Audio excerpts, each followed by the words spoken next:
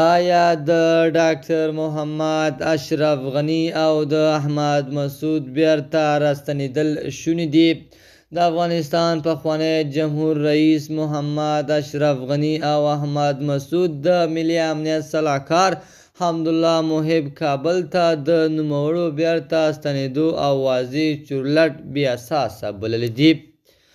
محب د یکشنبې په ورځ پر خپل ټویټر لیکلي چې جمهور رئیس غني او احمد مسعود د ټولو افغانانو لپاره پر یوې داسې تلپاتې سولې باور لري او ورته ژمن دی چې ارزښتونه پکې تر پښو لاندې نشي.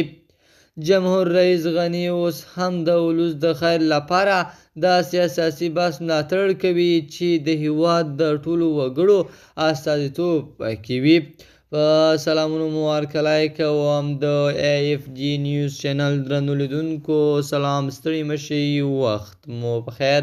پام راګرځوم د دې ساعت مهم خبر ته او په سر کې یادونه کوم ملګرو که مو چینل نوي سبسکرایب کړی د مهمو خبرونو لپاره در سره AFG نیوز چینل په درنښت سره سبسکرایب کړئ.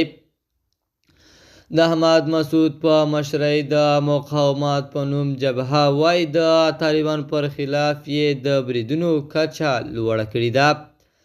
دغه جبهه نن سه شنبه د خپلې پوځي قرارګاه د مسؤل قدم شاه شهیم له قوله خبر ورکړی دی چې تېرو 6 میاشتو کې 20 بریدونه پر مهال 18 طالبان وژلي، 3 مو ژوندي نیولي او 10 نور ټپیان دي.